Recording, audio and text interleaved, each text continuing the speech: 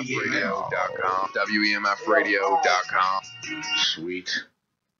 Hey, I'm Pat B. And I'm Adam Willis. Just Johnny. Jay and the Thriller Priest. Mix Macabre. And this is the Geek Down here on WEMF Radio. You're killing us. I'm sorry, man. Every week, I gotta, I'm gonna get you in the corner, man. Time to rate me. I'm telling you. Just happen one more time. Dude, you know what? Stop. I can't stay mad at you, bitch. Welcome to another episode of Geek Down here on WEMF. I am Pat B. Well, it's not me, my brother, Jay and the Thriller Priest. Peace. And we are the black delegation here to bring. No, I'm kidding. Welcome to the Geek Down here. Yo, what was Aries Spears' character on Bad TV? Oh, something X. Something, I'm gonna look it up. Yeah, do that. But welcome to the Geek Down here on WEMF Radio. I am Pat B. On the other side of me, my main man, Black Adam Willis. Yes. How we doing, Patrice? We're doing okay, man. We are tapping into your blackest of the black side tonight. Correct. Boom. Over there, using their best black scent is Mix Macabre. I mean, I honestly don't even know how to follow that up. You don't. It's all good. Don't even introduce yourself. And over there in the far corner, looking extra busy and his soul is extra black. Talking, of course, about Just Johnny. Yo. Right. We have an awesome action-packed, fun-filled show for you. We have a very proper show. We got a decent show. We got a hardcore show. We got a gangster show. You know why I'm so amped? Why you ampy? Because we got an open house review. Tonight. Yes, we are taking a look at the new Netflix thriller, The Open House. And hopefully that didn't give too much away, but the movie was just a steaming pile. Also, we're gonna take a look at Pyre. Actually, it's not such a new release anymore because it's gone out on a second system, on a third system, and a fourth system. But now we're talking about the latest release, which is on the PC release. Is that correct? Not the latest, but it is on PC and PS4, and actually it might have been released on something else. Let me get back to you on that. Okay, so we'll do our research as we do it live here. We'll do it live. We'll do it live.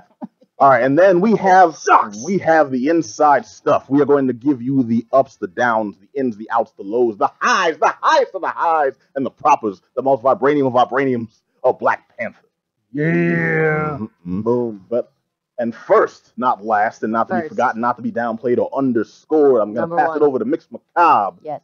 For the inside stuff on Katsucon 2018. Yes. Which was a tire fire, from what I understand. No.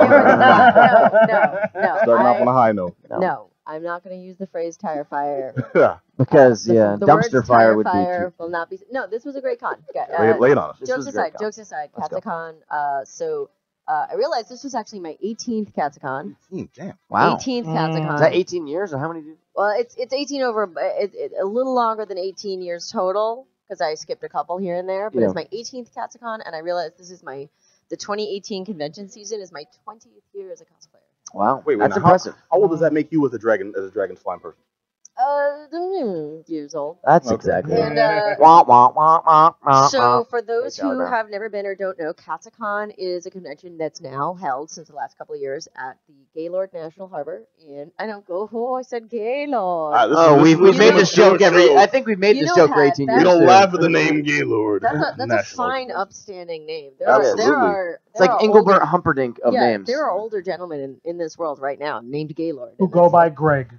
It's my old friend GB. Anyway, so Katsucon is held at this beautiful, basically resort hotel. It has a fountain. It has a gazebo, the infamous Katsucon gazebo that everyone's always scrambling over getting pictures in. And a big draw for this convention is the beautiful scenery, so that you can shoot video, shoot photos, either within the convention bounds, or it's right on the river. There's a big Ferris wheel. It's gorgeous. Ferris wheel. And it's Ferris wheel. It's been there for a couple of years, National Harbor. It's been there since the National Harbor kind of sprung up from the ground. They got gazebos and Ferris wheels? Yeah. All they need is like a little girl pushing a hoop down a dirt road. I'm sure there were one of those. Those old school playground things, the metal things that you sprawl real fast. Yeah. Kills kids. What? I'll Those things are dangerous, man. Okay, a penny farthing of death. Katsucon's major thing right now is that it's getting a little too big for its britches. You gotta take it down a peg. Take it down a peg, Mix. The attendance has grown kind of exponentially since they've been in this location, and it's both wonderful and a little bit of a problem in that attendance truly, just from last year to this year, seems like a huge jump. This year seems so crowded. What are you talking about, numbers? Fun. Just numbers of attendees. Yeah, I mean, how many? I don't know offhand right now, but gosh. In the thousands? something like 20,000 sounds right. Wow. It's pretty big. Yeah, that's it's significant. This is a big one. I might be making that up. It might be 8,000. It might be 4,000. It's like 46 people. It's 12 8,000 people. could seem like 20,000. It's 12 people. But it's a huge con. I totally made that number up, by the way. Please, somebody look it up. That isn't me. We'll take it. We'll take it. Well, I just know that, like, I remember from when I went in 2006, it was like 2,000 people, and it's certainly a lot bigger than that. That was over at the Omni Parker House. I was over at the not Omni Parker House, but like the Omni whatever over by Washington D.C. It's already outgrown one venue then. So it's already outgrown 2 venues. I also went. Maybe that was 2008 in Omni, and earlier than as I said, I've been going many years before. It was at the Omni. It was at the Hyatt Crystal City. So it's been like a whole bunch of different venues all over the kind of Virginia, Maryland, DC area. So does that take away when there's that many more people? Is it like harder to get around, harder things to see? There were some issues at this convention this year with things like security, where security either seemed to be nowhere to be found. So there'd be huge lines to get into like a dealer's room, to get into like an autograph area, very disorganized. Or there were members of security that kind of, I don't want to use, you know what, I'll just say power tripping. Yeah, that really were like, you know, up in there playing Cobra Kai, breaking up photo shoots, doing things like that, or watching just too much Roadhouse. being super rude when just simple things like, hey, back of the lines over there, instead of like barking in someone's face, like, you know, it just was a little rough. But I got numbers for you. What are the numbers? So in 2016, 2 years ago, it was 17,000. Okay, so I was right. It's about 20,000. So it's probably, so I was right. It is about 20,000. Yeah, and so that's getting really big. Now, keep in mind, this is an enormous convention center, so it can support that number of people. If it's organized properly. If it's organized properly. And the problem gets to be where certain things, like I said, the gazebo, for example, it's an area that a lot of people want to take photos in. People also want to use the fountain area, and the congestion would get very rough. So you'd be trying to move from the convention center side over to the atrium, which is where there's the fountain, the gazebo, etc. Good gazebo was hard to find. You could be shuffling through that for 20 minutes. But then on a positive note, Katsucon has, I think, some of the strongest programming of any convention. I mean, this is a place. I used to run a panel in Girls Guide to Hentai for many, many years. I only stopped doing so. You've retired the hentai? I've retired from running that panel because I want to go to bed and not like run a panel at 2 in the morning. But they had this year. They had things like literally build your own tentacle. I unfortunately couldn't make it to that because I had other engagements. But like they had like a plushy workshop of like making a tentacle. Like it's both. My funny, brain just shut down from all the jokes. I love. Well, that's the thing. It's both funny and I think it's cheeky, and of course they like showed hentai. It was a good time. And they also had really good voice acting guests. They have a really great setup of their dance. It's a very large, popular dance that they have. It's one of the few conventions that still has an on-site late night dance. They also have every year a ball, like a fancy dress ball, which is always very well attended. And people really take that seriously. Like I saw some beautiful costuming. I have 2 friends that were Hux and Kylo Ren from Star Wars. I mean, we're talking like elegant, really, really gussied up. And some of the cosplay, Katsucon is one of those ones, almost like New York Comic Con, where people bring their A game. I mean, I saw everything from samurai Sailor Scouts to the Ugandan Knuckles meme that is terrible, and about like 20 dudes with horrible masks just marching through the convention. Oh, wait! Did they show you the way? I tried not to let them, buddy.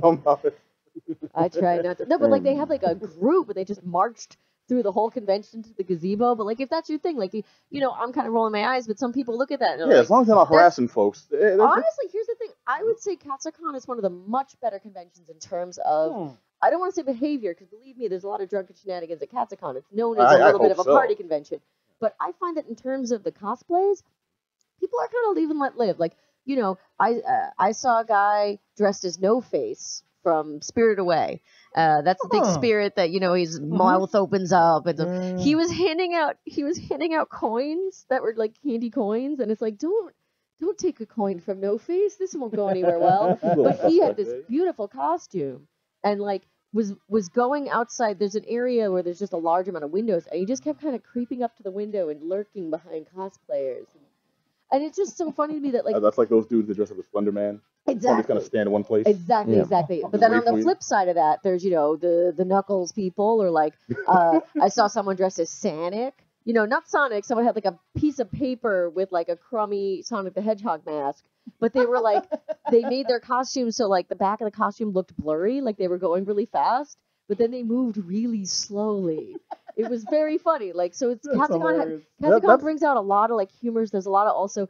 I saw so many. There's a thing going on called the Virgin Killer sweater. So for those who don't know, it's a sweater that when worn by someone perhaps with ample bosom, the sweater goes very low cut, big open armholes, and rides very barely covering the booty. With it so far, talk slowly. There were many gentlemen rocking the Virgin Killer sweater at Katsucon this year. I'm still with you. Talk slowly. And it was great.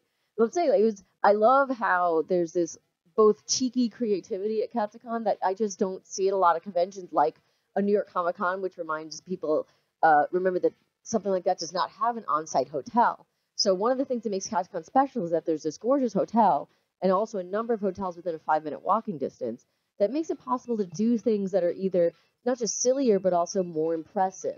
You know, so you feel comfortable, like you don't have to walk through the city. Exactly, you don't have to bring huge props or anything, and it just I can't walk through New York with my lollipop chainsaw. I mean, fair. New York Comic Con. I did see a really good lollipop chainsaw cosplayer. Still? It was it was good. They had like the head and everything. The boyfriend head. Well, was no, good. I mean, I'm not knocking it. It's a good costume, and I'm glad someone did it, but did it in 2018. Yeah, no, look, man, there's Homestuck in 2018. It's never ending. There's people. But that's the other thing about Katsucon too. There were some really good like throwback cosplays. Where my Laurel and Hardy cosplay. I saw there was the Voltron meetup, but of course it was mostly all new Voltron from the show that's on Netflix. But then there was like a really good handful of like classic Voltron cosplayers. Well, did anyone have that crappy vehicle Voltron?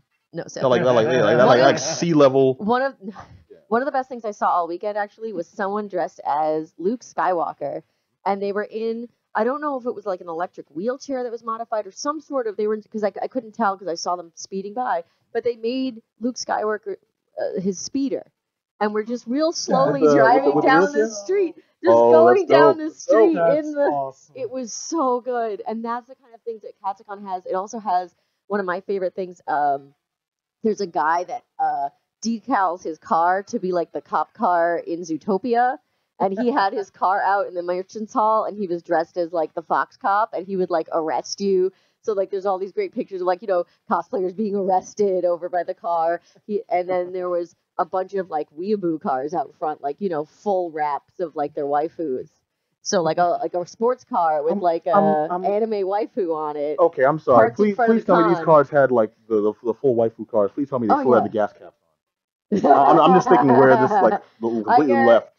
Pat, look, you're the one who brought it there, buddy. Hey, look, I'm aware of what exists out there, okay? Don't check my brothers. But yeah, Katsucon, I have to say, to anyone out there that loves conventions that hasn't been to Katsucon, this is, I think, one of the top conventions on the East Coast because it has very strong aspects of it for everyone. I think it has very strong video game programming. For example, this year was Off the Hook. Now, this is in the same location that MagFest takes place in. So if you're much more inclined toward chiptunes, gaming, music like that, you're gonna probably want to hit MagFest. But if you want to go, they usually have MagFest sort of as a room in Katsucon. Yes, and they had that this year, okay. And it was they had really no. They just had like there was like arcade games. Oh, MagFest has a presence there. Essentially, yeah. Like Bitfest does here in Boston. Precisely, With, sort of. And they'll have like a room set up with a full like soundboard and a stage with instruments for people to just come on and which is the jam stage. Yeah. Why don't we do that? Because we do that. Set up, well, no, I mean we.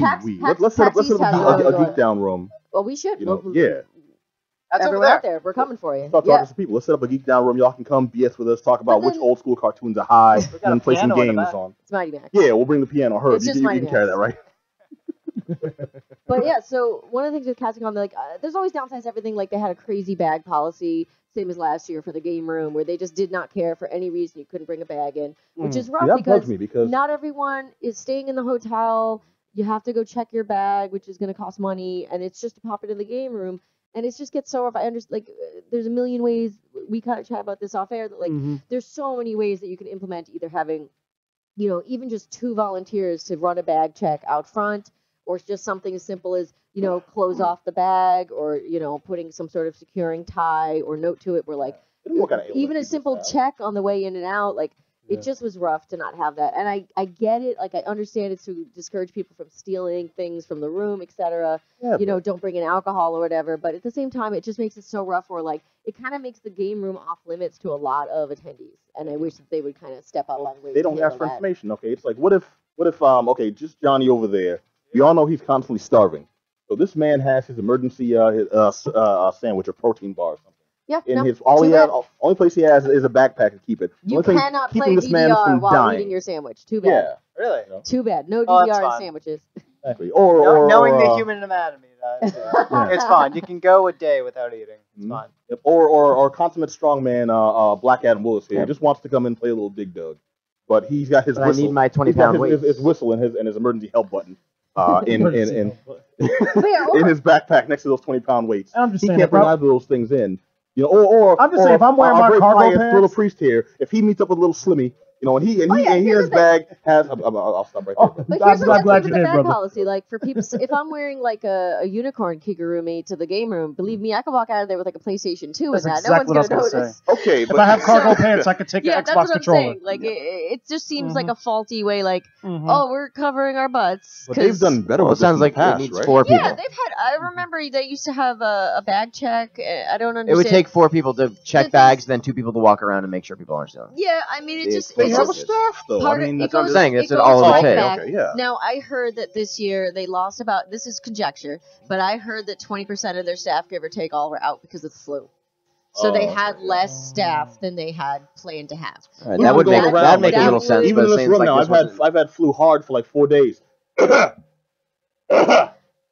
you doing, guys? But even if they were ravaged, it doesn't seem like they had that in place beforehand either. Yeah, that's either. what I'm saying.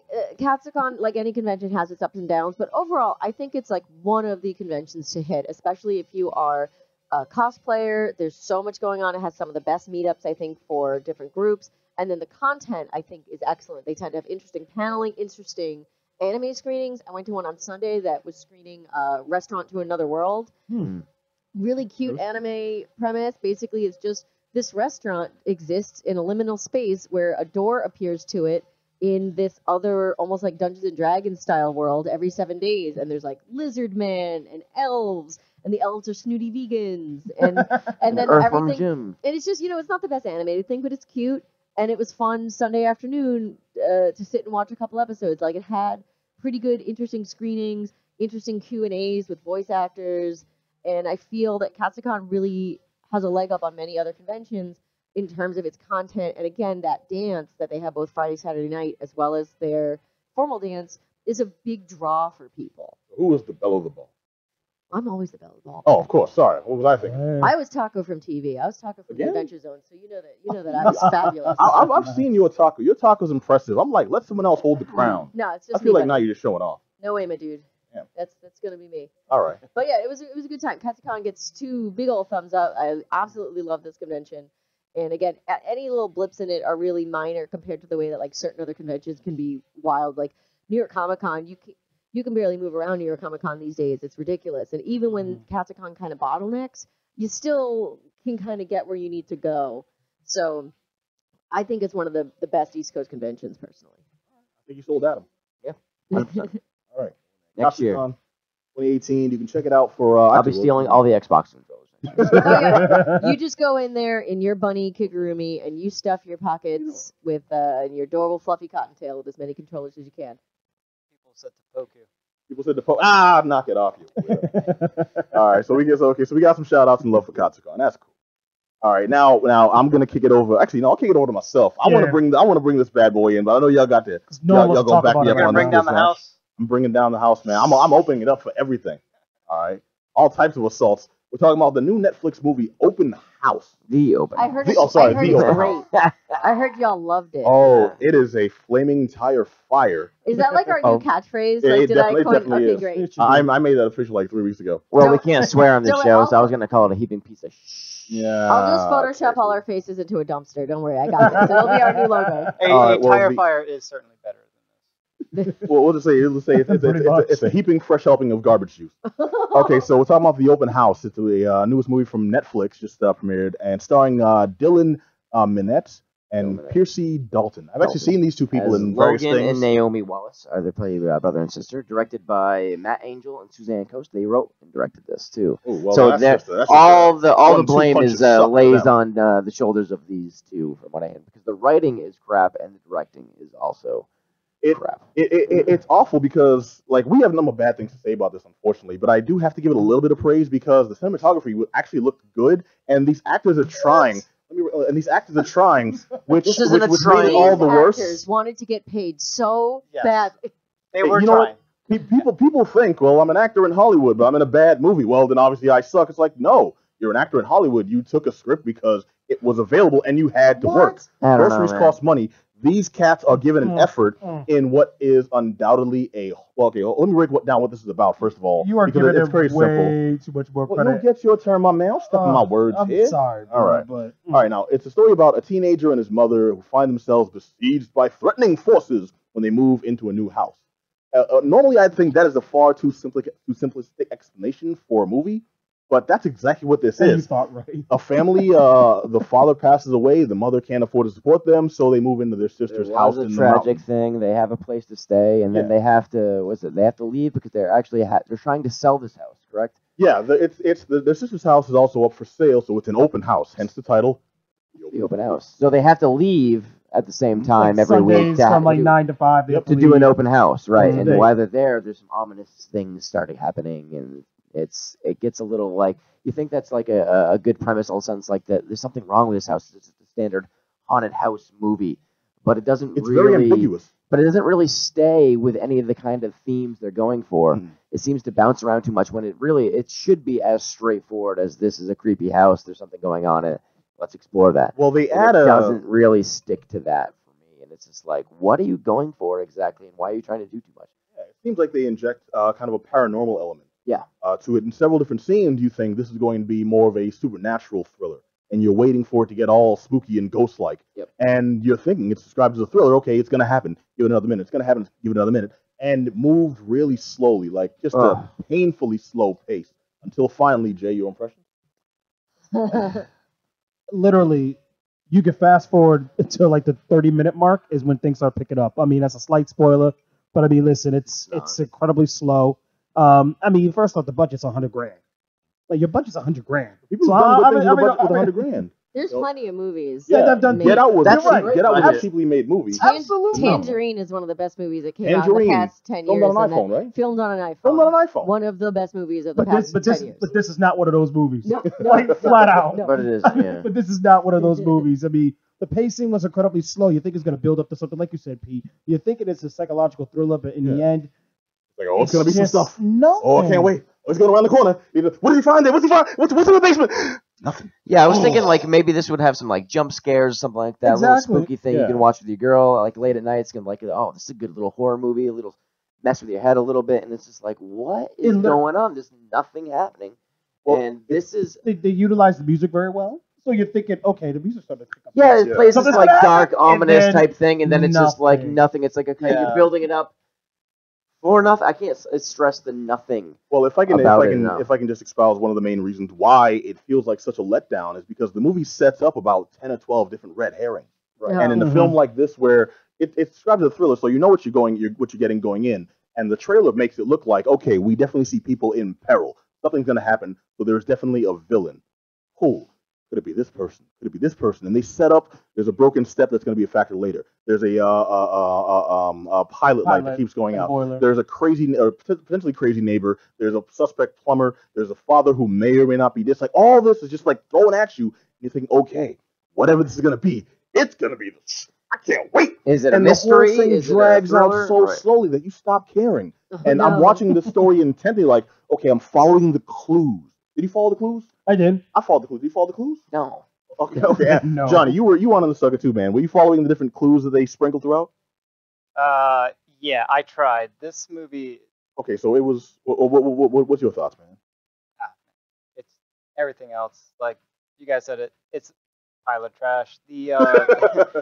Everyone that's in there, and all the production work that went into it, you can see like everyone wanted it to be good, but they also acknowledged that it was. They knew it like probably like halfway through the movie, they knew it was bad. Yeah. And there was some dialogue exchanges between the mother and the son where they were talking about like, oh, this is bad, but we got to deal with it. And I was like thinking, like, are they talking about the movie or their characters in there? Like, it seems like they inserted that like ad lib in order to like poke fun at the movie that they're actively, you know. Well, it's was it even that self-aware? Like, was it that self-aware, or is it just so bad? There's nothing tongue in cheek about this. This was played seriously, and what the actors tried to give us, in my opinion. I think you feel different, Jay. So I'll get yours in a quick second. I felt like the actors tried to do the best they could with what is, without any other way to say it, a bad script. You know I agree. Well, yeah, but if they're bad actors, that would be one like logical, like understandable, like graspable reason why it's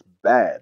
But if they're good, if they're trying, if they're giving forth a decent performance, but it just sucks, we can't blame them. I've seen good actors in bad movies, and I still walk away. We're like, okay, that was a good performance. But Me too. I didn't get that.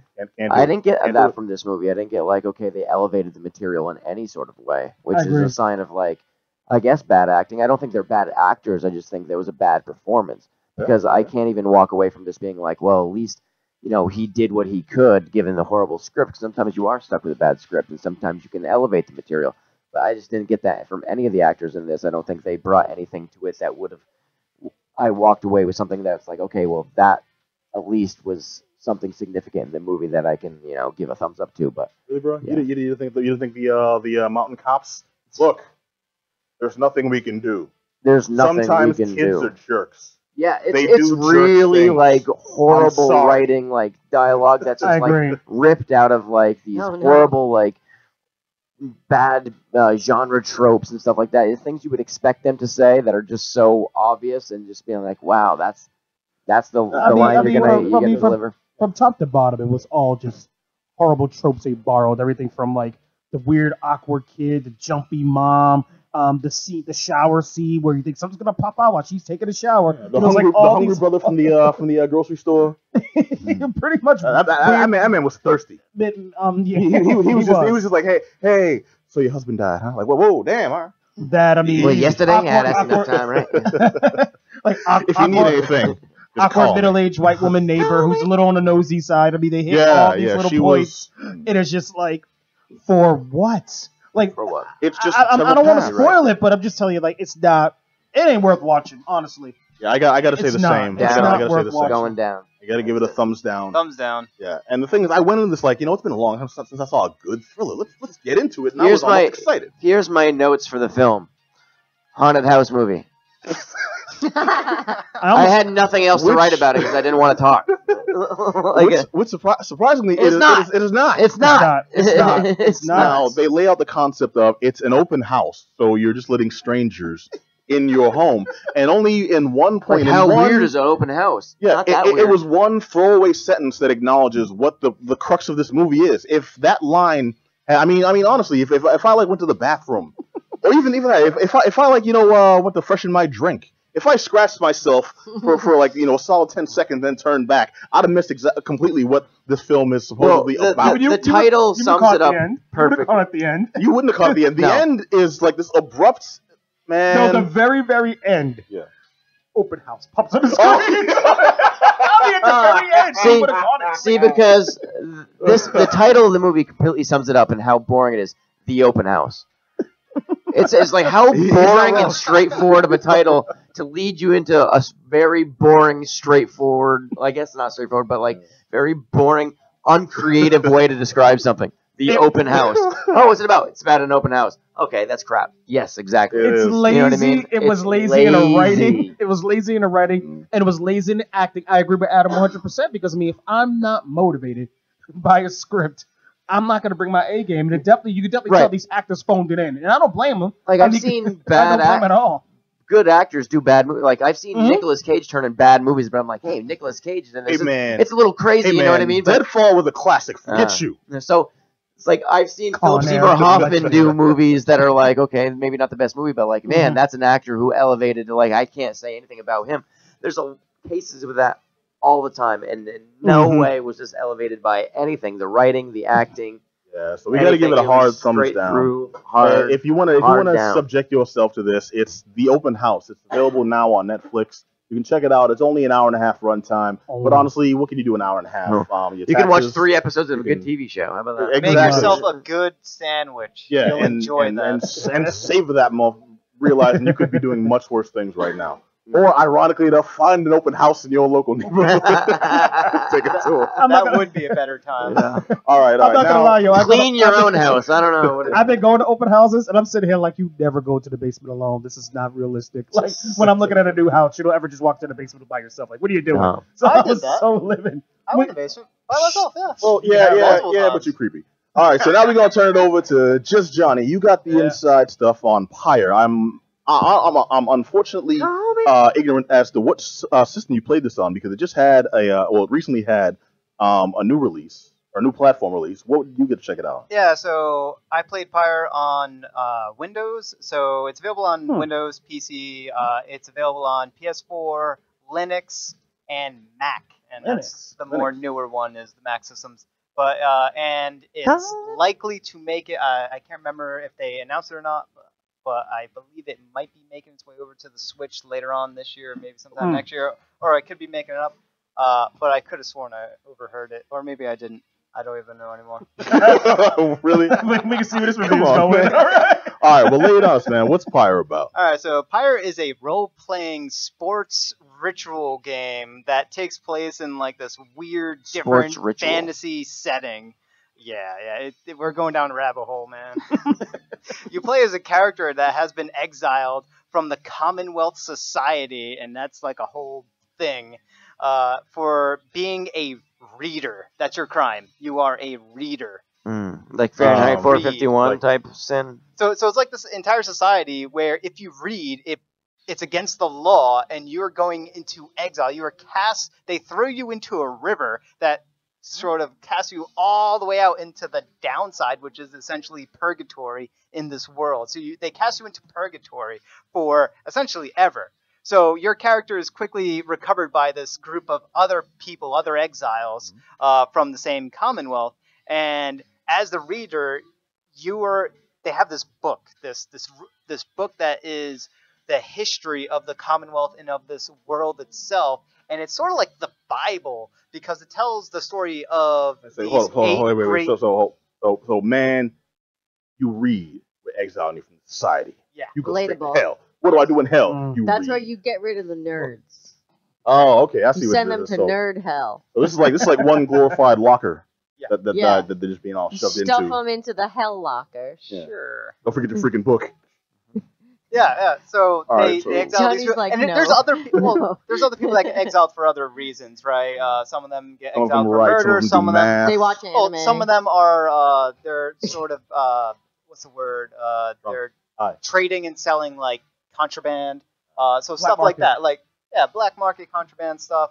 It depends. Some one of them was This is the a place I'd want to general. go, man. I'm hearing that there's cats with, like Yeah. there's cats that are party in there, and the ones that have like the good books and everything too, man. I mean, I'll go down. I'm gigging. It That's is just, weird. that's It's just weird. kind of Yeah. messed up, man. You I'm tell me sitting here that like, you what you can in for? Reading. Hold on, what?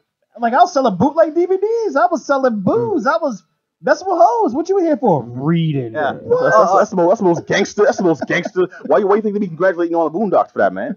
That's the most gangster I'm just blown away. I I'm can't sorry, even- Johnny. I can't even brag it out. Please man. continue, Yeah. Johnny. So with these other group of exiles, you meet up with them, and then because you're able to read, they hand you this sacred book, and in this book tells the story, the lore of this world, as well as these rituals that you're about to perform, and you travel around through these purgatory lands called the Downside, with the ultimate goal of cleansing your soul via performing these basketball, rugby, RPG style sporting rituals called the rites.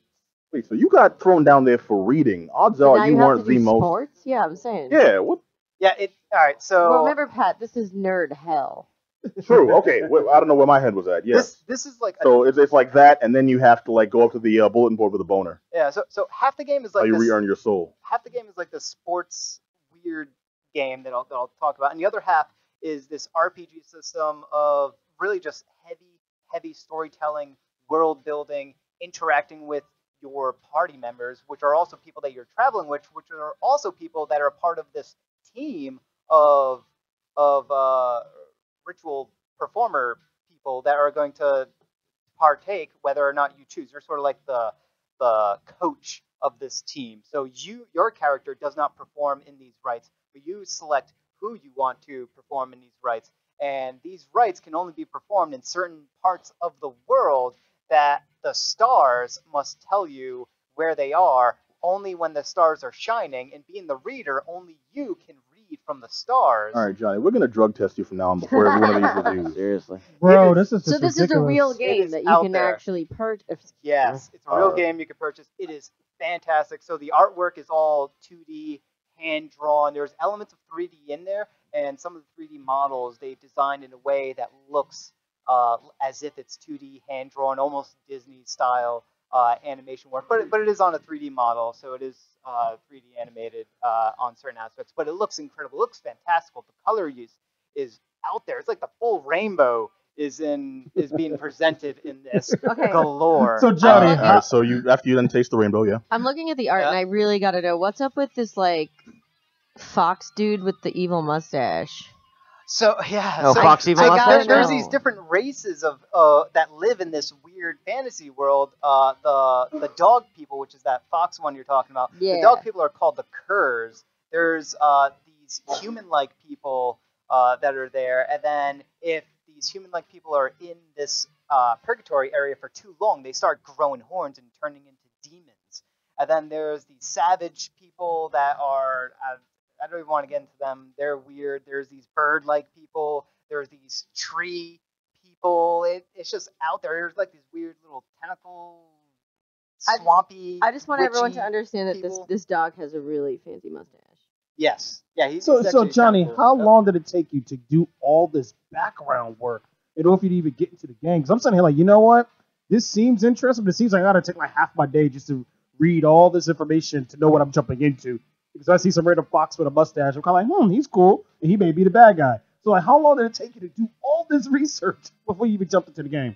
Oh, so the beauty of it is that all of this is sort of stripped down and hand-fed to you as you're going along. So Okay. as you're playing through the game, you're getting very little nuggets here and there of the backstory, very little nuggets of each individual character that's in your sort of your team, Okay. your traveling group. You get little tidbits of their backstory here and there. None of it is flooding. You're not getting walls and walls and walls of text at all. Okay. So it's always you're getting a little bit of story elements. You're making a little bit of decision making, just a little bit of tweaking as to how you're equipping your characters with these different trinkets, and then boom, you're immediately performing the next rite against some other team. That where the stakes is what really makes this very important is that all of these different sort of teams are playing against one another in order to earn their right out and to gain their own freedom, to go back into society, back up to the Commonwealth, and be absolve themselves of all sins. Okay, 'cause there was a Chuck Palahniuk book, Chuck Palahniuk book that Palahniuk. He said it himself. Unique, but all right, whatever. Okay, I'm sorry. Well, go ahead. You write the man and tell him his own name. I'm All gonna right. tell what his name is. All right. But there's a book where your character is sent to hell, and it sounds a lot like this, where you read the whole story and you think, well, they're just building their way back up to regain their soul and re-enter the living world. But when in actuality, they just got a what do you call it, like a low wage job, and that's just their life forever. in this game, I'm hoping that your ultimate goal isn't just, well, you just doing this forever, thinking you're gonna eventually get your regain your soul and regain ascension. And instead, you be playing in this BS league. Enjoy. Well, so as the reader, you are making the decision as to who Gangster in name, your by the way, team, the reader. the reader. You're making a decision as to who Well, you, is I'm the going to stabber. be How about you? I'm anointed the to return back up, and that decision is so it's such a simple thing. Like who's going up, who Well, is you, going I'm to the be florist. redeemed, but the weight behind it is that you're losing potentially one of your best team members, right? One of the ones, because you're leveling up as you're playing. As you're playing these matches, they're gaining experience, they're getting better abilities, they're getting stronger, you're getting familiar with them. But and because they're better, you're winning more matches. But because of that, like, sure, you could appoint this person that you really like as a character, as a player. You have to make a decision. All right, I like the way they play. I'm keeping them. I'm preventing them from going up. or I like them, I like their backstory, it's time for them to go back up to the Commonwealth. And all of that also, there's one other aspect tied into the story where you're sending these people up, not only for their own benefit, but you get an even higher reasoning behind doing all of this work. And part of that also factors into your decision as to who you appoint up. All right. Well, real quick, tell me about. We're starting to run short on time, so tell me about the gameplay. The gameplay. Itself, 'cause it sounds like a Blood Bowl a bit, which I thought was great in concept, but the gameplay made it kind of tedious. Looks like fantasy basketball. Fantasy basketball, fantasy rugby. So there's this orb that starts off in the middle of the arena. You have 3 people on your team. The other team also has 3 people, and whoever you select as a character, they have almost very, very different abilities. Some of them can fly. Some of them they kind of walk very, very slowly. But you're controlling essentially one team member at a time, and you're moving them through the arena, the court, or whatever, picking up this orb with the hopes of taking that orb, carrying it over to the enemy's pyre, and you have a pyre. These are kind of like the goal nets or the hoops. And you can either sort of dunk it in by basking yourself, by jumping your character into the fire, or you can huck the ball into the fire itself. So there's 2 different ways of scoring, and the easier way is to sort of run into the fire, and that, because it's easier, there's a slight drawback to it where you can only do it once because you die because you jumped into fire. Well, kind of. The next round, that character is sort of on the bench, and now you only have 2. Just smoking. Yeah, he's on the bench. He or she is on the bench, and you're waiting for them. So now you're down a person, and while the other team still has 3 people. So it's always like trade-offs. But if you're able to throw your orb into the opponent's fire and sort of quench their flame, you still keep 3 people on your team for the next round, and you keep going round after round until you extinguish the opponent's flame. And there's a lot of different mechanics that sort of play into it, where if you dunk something in, you can sort of restore some of the fire on your end, or you can banish other people by shooting out sort of your aura that's around you, shoot it out in front of you in a couple of different ways. Okay, I'm sorry, John. Banish the other the other team members, the enemy team members, temporarily, and it takes them time to sort of teleport back in. So it's like a very strategic. Hey, you on the opposite team. I'm gonna fire something out of my body at you, and that's gonna banish you for a certain period of time. That's gonna sap your strength. Yep. Okay, that's disgusting and mildly sexual. Okay, so what are your impressions, man? Is this a thumbs up, thumbs down? Is it worth playing? Is it worth your time? It is absolutely a thumbs up. It is super, super fantastic. This is one of the most wild worlds I've played in a while. It is. If the Christian alone is just bonkers. I was told to ask about Falcon Ron's Slug Market. So there's like this NPC father and son combo where the son is selling you items that you can purchase and equip on your characters, but the son is riding on top of his bigger father. I don't know, kind of like an ogre-like kind of thing. And yeah, is he a goblin? They're goblin-like. They're goblin ogre-like. Yeah. I was messaged to ask because I was told that there are goblins that sell slugs. Yep. That's very appealing to me. They sell very weird stuff, just like how the world itself is very weird. There's also like parts of the world you'll see like these fantastical like carcasses. That's what I want to say. Carcasses of like these big giant titan beasts. Carcasses. But these big giant titan beasts that are kind of like the backdrop to the courts and the arenas that you're playing in, but they're also part of the lore that has happened like hundreds of years ago between like the hero that's written in the books that you're reading along the way. It's deep as far as the lore, and that's what makes it super This is good. some intense sports ball, guys. It's really good. The only problem with this game is the passing system and the character switching while you're in the middle of a match is weird. I can't even make sense of it. I'm at the very end of this game, and I still can't understand how it works. Just there's 3 buttons to pass. You have 3 people on your team. Just make 1 button per person all the time, and everything would be done. But no, like I hit a button expecting to pass the orb or to switch to a different character, and it's a completely other character, and that ends up the opponent sort of dunking on me and stuff like that. Well, I'm sorry, man. We'll get you into the Michael Jordan training camp, and we'll get those skills proper. Yeah. All right. The game's Cool. called Pyre. Pyre. Available now for. For the PS4, PC, for the Mac, and Linux systems, and the game sells for right now. It's actually 50% off. Nope, not anymore. It's $20 across the board. All right, just trying to pull in fake outs, but still recommend checking it out. Oh yeah, definitely check it out. This game it'll blow your mind. All Nice. right, now I'm gonna change into my gear, Okay, proper like get ready. Black Panther. I'll pass it over to my homeboy JM Tula Priest. First of all, hit Wakanda, brother. All right, I'm gonna go ahead and read off what this bad boy is about. All right. After the death of his father, T'Challa returns home to the African nation of Wakanda to take his rightful place as king, when a powerful enemy suddenly reappears. T'Challa's mettle as king and as Black Panther gets tested when he's drawn into a conflict that puts the faith of Wakanda and the entire world at risk.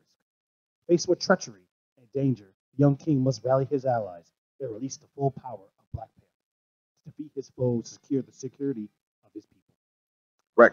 You're talking about Black Panther, new blockbuster out from Marvel Cinemas. And dude, I got to see this. I was one of the lucky few because apparently it has been sold out. Yeah, it was rough. I saw it today, and it was rough finding tickets, which is awesome, which is well deserved, and as it should be. Great response by Amazing. the public too. We were lucky to get out to see it, and I got to check it out. JM got to check it out. Most of us in this room, and we're going to try to give the best in a spoiler-free review. But all I will say, as a general overview, is, good Lord, this was a great movie. Yes. Absolutely. Yes. Really good. Now, from the description Jay just gave, this is very different from anyone who knows the story of Black Panther and the current run of the comics, or the relationship between Black Panther and, Michael B. Jordan's character, Eric Stewart. Eric Killmonger. Well, is it his Oh, government okay, name? Killmonger, Eric Stewart. Stevens, I'm sorry. Is it Stevens or Stewart? Whatever, Killmonger. Go ahead. Killmonger, yeah, is a different character than he's portrayed in the comics. So yeah, even very if, much so. Completely different. oh, actually, yeah. you're familiar. Well, Yeah, lay down so, first. well, they just modernized him in a way that makes a lot of sense. Let's put it that way. Mhm. I don't want to give away too much. That's a spoiler for it. No, it's okay. You can talk about at least the character in the comics because in the comics he's more of like a Bane character. Yep. Yeah, And- he's That's what more I of like gather. an arch nemesis-y kind of character, much more so than like a criminal underworld. Mhm. And he has ties to both Black Panther and Claw, which they did present in this picture. Also in this picture, a very good performance by Andy Serkis, who you may not I recognize, keep even though you forgetting know how tall tons of this his man work. is. Off air before we came in, I just was going on a little rant about how being so into Lord of the Rings and so into a lot of Serkis's work, where He's like 3 feet tall. you forget that he's a pretty big guy. Yeah, he's huge. So he's not huge, but he was really it's great 6'4" to is see huge. him. It's great to see him like really Not like in a throwing monkey down like suit. not in a digitized anything suit. Well, he's slightly digitized. He's slightly digitized. A little he's got like bit. a gun They- arm, so he's slightly digitized. Yeah, they gave him a little bit of accoutrement. The cannon arm. But in he's Circus cool. Place, His Mega Man blaster he's got. You know. that arm was badass. You can see in the trailer, in so the trailer. this is Yeah, not a this spoiler. is not a spoiler. But I mean, you he saw it has a previous- weapon that's very unique. Yeah, you know some of this just from the last Captain America movie Mhm. that they showed a little bit of that stuff. So. Absolutely. And did anyone get a sense of more kind of like a James Bond feel? Yeah, it had a lot of that. It had a lot of that international feel also too, which I really appreciated. Probably about the first half of it. Yeah. Yeah. There was new technology, new suits. We The had that automobile Q moment, vehicles if and you such. will. That was really Absolutely. great. Mhm. And something in the I don't want to make anything spoilery, but the person that presents this technology, I feel, is a very revolutionary choice. But you can say Yes. that part. And That I part's mean- not a spoiler. They talk about that in a lot of the preview stuff. Yeah, it's his a young sister. girl. It's a young girl. Yes. More importantly than just it being his sister, it's a young woman Mhm. who Yes, it is is. this technological mastermind of Wakanda, and it's Yes. just amazing to see. And that's big because you Amazing. think a member of the royal family that's under, like I guess position wise, under the king. Well, she's probably really sheltered. She probably never really No. experienced the world. None. She knows all- She also memes really hard. There's a Yes, she choice does. meme. We don't want to spoil a choice meme, but there's a choice meme Yes, there used, is. and it was just. I feel that this movie had a great mix of being very powerful in its messages, Mhm. but had enough levity to present it as just an entertaining and interesting film that at no point did I feel either overwhelmed by, like Age of Ultron, just to go Marvel movie comparison, was so bogged down. I feel that Age of Ultron had a lot of dragging elements to it, and this just felt both action packed and then also, I almost want to say heartfelt. No, there was a lot of heart. I do want to emphasize that later on because the relationship between T'Challa and several different members of the court, and T'Challa, and even with Martin Freeman, who plays the CIA Well, liaison. you know that from previous films. Yeah, from Martin that's Freeman's not a characters. spoiler, but it's hard to describe quite their relationship. Yeah. Because it's not like they're friends. They're not directly coworkers, but they're cordial to a degree, and that evolves in this picture. But a lot of that is presented. It's not just like he's in the Black Panther suit and he's out there kicking ass, taking names. And he is. Don't get me wrong. He is. Absolutely. Action packed. But also, you got a lot of T'Challa the man. And I like that.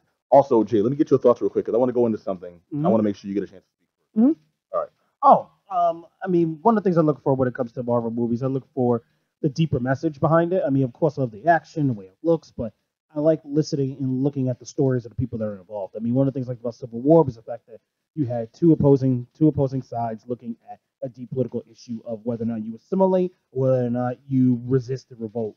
Within this, I think Chadwick Boseman said it very well in many of his interviews that there was a conversation that took place on a big screen that definitely speaks to the African American experience, but at the same time, it's not something that's overwhelming and bogged down in the effectiveness of how this is just a great Marvel film. I mean, I'm getting texts from 60-year-old Anglican priest right before walking into the show, like, "Did you see this? Oh my God, let's have a coffee and talk about it." I mean, so it speaks volumes of how far this movie has gone, and of course, visually it's stunning. The acting is amazing. Overall, I can't sing enough praises to this movie. You say you want to go into something a little more else? Yes, and you touched on it a little bit. This is a picture where we find ourselves in that rarely seen these days, but always interesting dilemma of the hero is clear cut, but the villain is a villain for righteous purposes, and they actually have legit beef, and you almost want to side with them. And at several points in the movie, you don't know who you're rooting for, and I love that because when it's done right, it is brilliant cinema. It is brilliant storytelling and literature, period. And it's something not seen as much in Marvel movies. I agree, and, yes. and it was really, I feel, a bold move for this. Like, really, really smart move. They're often very black and white, with the exceptions of maybe Michael Fassbender's Magneto. Yeah, but that's not Marvel Studios. No, true. Sorry. Yeah, I'm speaking to like the way Marvel Studios does that. I feel that this was a really interesting departure from the ways that they've had these villains in the films. I agree with Mix 100%. I mean, because walking out the theater, I had friends of mine who I went with who were just like, I don't know if I should cheer for him, if I should be mad at him. And I mean, I've been having conversations with family members about this who are just like, I kind of feel for the guy. I mean, it's to the point where Boseman himself said the character he most identifies with, it's not even Black Panther, but it's Eric Killmonger. He's like, you know what? I identify with him more. And he even played him. So, I mean, it speaks volumes to how Killmonger was just designed and how he's presented to the world through this media. Yep, he's a good villain. It's not just like outright megalomania and bloodthirst. It's legit reasoning. He was wronged at some point. He has, pull. Yeah. Without going too deeply into why he factors into the story, he has pull, and it's justified why he became the man he became, and that blows your mind when you actually sit and realize all that they hit you with in the theater, and they hit you with a lot. But you'd think you're going in to see a movie where Black Panther's going to fight the bad guy. End of story. No, you see the motivations of this bad guy, and several points I was just like, you know what? Hold on with this Wakanda stuff for a second. I want to hear what this man has to say. You know? All right, so Johnny, you were awfully quiet over there, man. Give us your impression. Black Adam is riveted. Look at this man's face. He wants to. I thought the movie was great. There's two sort of slight problems I have with it, but overall, it's fantastic. It is one of Marvel's best movies that they've done. Did they do the Spider-Man Homecoming? Yeah. All right, because I think that one had a message that was well executed, especially with the villain. And this one, same thing. They focus on the villain. They focus on a good reason for the villain doing what it is that they're doing. They set up the villain well, and they landed. Now, what this one does even better is that the world of Wakanda and sort of that environment is just I like it. It was beautiful. So many sweeping images, vistas, and it was a lot of it was on location, and some of what was computer generated. Wasn't jarring. There were a couple of scenes. There were a couple of scenes that took you out of it, but those weren't like the vast Wakanda. It is that, yeah, and that is my gripe. But the world building, right? I'm a huge fan of world building. I mean, Pyre, I love it so much because of the world building. This one sold me because of how great the world. I mean, just the things at the end with the armor on them, but they're not normally. Well, spoilers, man. Easy right. there. Tread lightly, my friend. So cool. All right, so there's that, but yeah, so some of the CG work. So in the early part with the first sort of fight in front of people, and there's waterfalls and cliffside stuff. They showed this in the previews. That looked cheesy. It's superimposed. So what they did is they green screen groups of people and then superimpose them onto a waterfall backdrop. And I'm looking at them like, all right, they did a sloppy job on not only the perspective of how those people were shot, but also did no one even think like, how did they get up there and how are they getting down from there? Because I didn't see any ladders or stairs or caves. They have hover bikes, Johnny. I get that, but they have hover bikes. I mean, it's Wakanda, man. It was just anything's possible. That was a hard pill to swallow with this film. CG wise, I was looking at that. I'm like, all right, I could see this is a little bit too.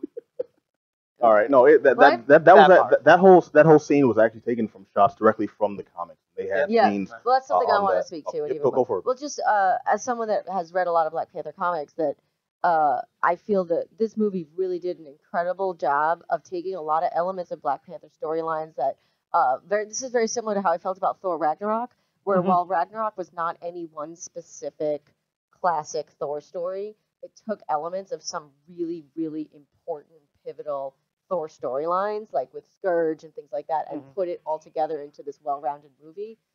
And Black Panther did similar, where there were elements of very important storylines, of important characters that were used in a way that was both accessible to people that maybe don't have any background whatsoever. Black Panther is not necessarily, and we discussed this when you were reviewing the anthology that you had read, that Black Panther is not a series that people necessarily casually got into. No, and the lead-in was always Black Panther was a supporting character in another book, Black Panther supporting the Fantastic Four. By supporting, I don't necessarily mean helping, but I mean like featuring in the book. He was not his own. Black Panther in the Avengers, Black Panther in F4. Watching this movie, and I definitely need to see it again. Like there were some storylines, there were some plots. I mean, I'm going with Black Adam. Pat knows I've been going crazy about. There's one character, I don't want to give it away, but there's a character that is a little bit silly from the comics that was used in this movie brilliantly. And I think that it's a testament to the dedication of those who made this film, that they presented not just a fantastical superhero story, but that it had so much humanity and so much weight given current society, given many things going on right now in America and worldwide, and that this movie really, I feel, stands on its own aside from just being a superhero action movie. And that's something that Black Panther has succeeded at, where many other Marvel films are not necessarily bigger than the MCU context. And this feels larger than that. I mean, I agree 100%. I mean, Coogler himself said that he put in a lot of work. I mean, first off, he said that he was incredibly excited the fact that he had access to everything. So everything you mentioned about how he was able to pull from the different runs. He said, Marvel was amazing with that. He said, whatever I asked for, Marvel gave it to me for me to be able to add as he wrote and directed this.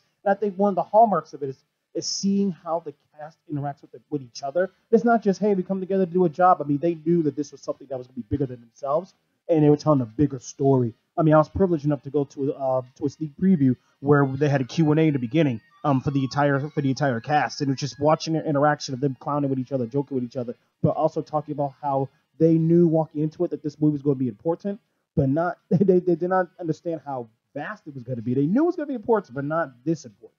And just to see how they were able to have great fluidity with each other, with Coogler, and with the cast as a whole. That shows like a lot of the heart that we saw in the play out between characters. The actors themselves had interpersonal relationships. I think that allowed them to work better, and that came through in the actual performance on screen. I agree. Now this movie has I think it broke 145 or 147 million the first weekend.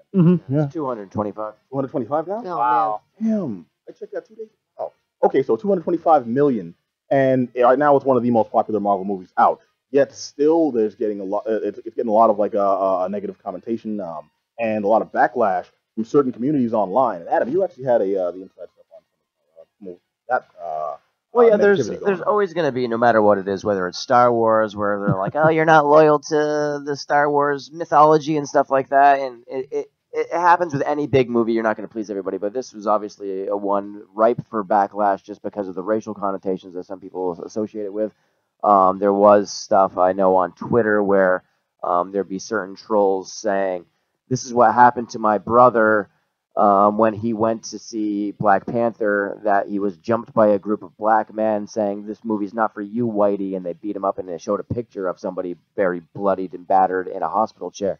However, that picture was taken about 5 years ago from a Dallas newspaper, so it's an obvious lie. It's purposely trolling, trying to start this racial thing because people can't really handle the fact that this is a very successful, proud black movie, and that it's out there. For some reason, they feel threatened because these are small, insignificantly disgusting human beings. So, but that does exist, and I don't think it's mattered. Look how important this is based on, people's reactions, based on how well it's done. Obviously, I think people needed a movie like this, and I'm glad. Obviously, I haven't seen it yet, but I think it's obviously done its job.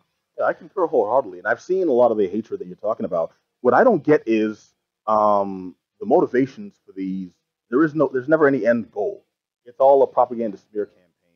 Right. At multiple If you levels. feel, if you feel powerless and insignificant, you're gonna lash It's like out. people at are things starting. that are emboldened. People are starting things like we saw this with Star Wars. Like they're starting like these petitions and saying like we should get this Remove guy it from canon. removed. Yeah, it's like how empty are you as a human being where a movie like that can really affect you in that way? Like how pretty much horrible of a person, like what happened to you in your life where this is something that you feel you want to, this is the hill you want to die on. I just couldn't imagine being that, empty as a human being. So, but this has brought people a lot of joy. This is really an important movie, and even though like I sometimes bag on superhero movies because it's some people take them way too seriously. In this case, I think it's justified that it's I think people are really getting something out of it that they needed, and it's an important movie.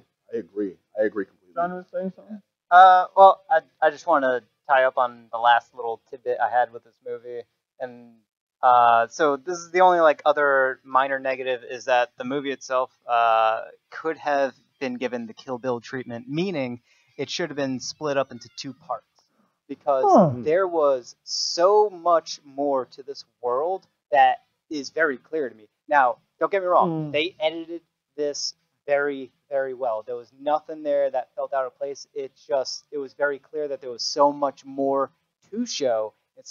And so much more in this story that they could have shown, especially with Killmonger. Now I know how they presented him was great, given the editing that they have done in order to slim it down to as much as they did with the amount of lore and sort of world building that they incorporated into this. But they could have done more. They could have taken that character just a little bit further. And Johnny wants to see him going through Sunday school. I'm just saying they could have given this part 1, part 2 Kill Bill style treatment, where it's just one big story. It's just split up into two chunks because the story really is that big, that intricate. There's how many important characters are in this? There's so many important characters. I mean, Coogler said that he has over an hour's worth of extra footage. That's a lot. You think they'll do a wake up Ron Burgundy and cut that extra footage into another movie in itself? Yeah, they should have. Okay. They should have taken that and even. I mean, I understand why they didn't, but yeah, that whatever the director's cut or whatever that's going to eventually come out from this, it's probably going to be fantastic, and we'll have all of those extra scenes, all of that extra sort of character development. Sometimes movies are better cut to pieces, though, a little bit. Yeah. Sometimes extending it can be a little long-winded. Right, but sometimes for some stories, it needs to be presented in a longer format. So you don't think if they do a sequel that they will add more to that, where it would just be like a normal movie? Here's the problem. The sequel is they have to pick a different villain. They have to go with a different type of sort of theme or sort of arc for it, because that's just the way sequels work. Whereas if they did, this is one big story and it's just bigger, they can carry that same theme and explore it deeper. You think in the sequel they'll be with the new revelations made towards the end of this movie, it'll then be Black Panther fighting Trump's Wakanda. Yeah. Well, they needed this to be wrapped up pre-Infinity War to justify Infinity War coming to Wakanda, which has its own stuff that is very spoilery on why that happens. But I feel that in terms of just linking this into the larger MCU, they did a really interesting job with this movie because there were some seeds and bits shown that give a link to the larger Marvel cosmic world. Yeah, there's Easter eggs planted all over this. And really very, very, very well done. And I look forward to seeing how Black Panther further integrates in the larger MCU. Absolutely, so do I. Thumbs up? This up? Yep, Hold on. Thumbs up for me, definitely.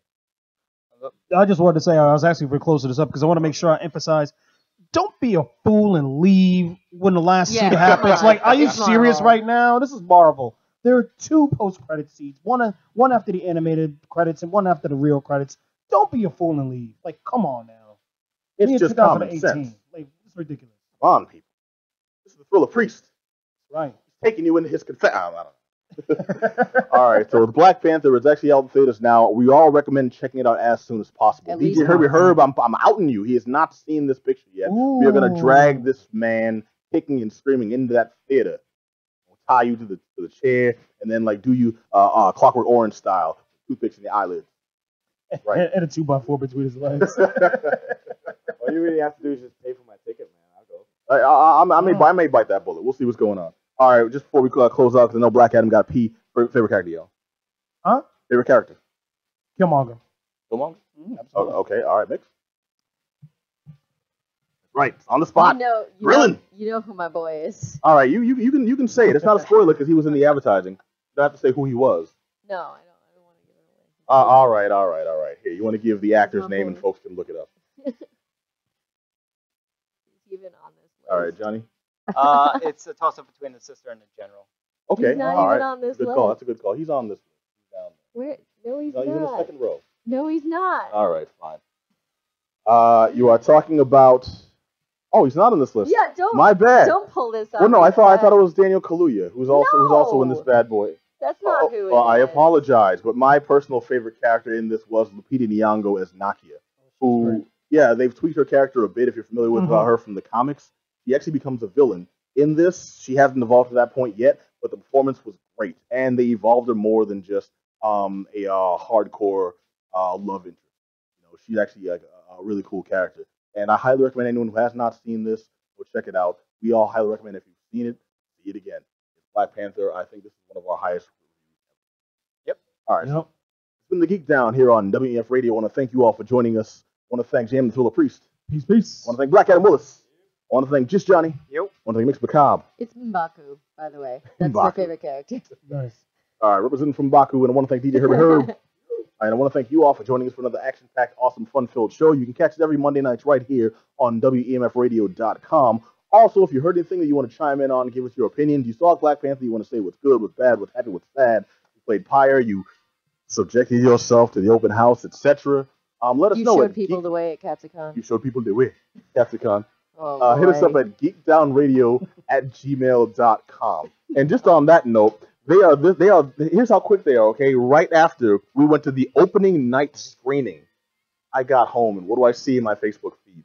Wakandan Knuckles. No. I did too. Yes. No. Oh, you sent it to me. Yes, Yeah. Wakandan Knuckles. So it is. Did you know Dewey to the vibranium? All right, it is officially a thing. So check us out at geekdownradio@gmail.com if you have anything to say, or you can go to the official site at geek-down.com. Until then, as always, find us on YouTube, on SoundCloud, on iTunes. You search The Geek Down, we're usually the first results that come up, and you can hear all this goodness all the time. Until then, until next week, you all have. Damn, I'm trying to think of like a proper, Black Panther way to go Just out. Wakanda. Wakanda forever. Wakanda forever. Wakanda forever. Jay, hit it one time. Peace.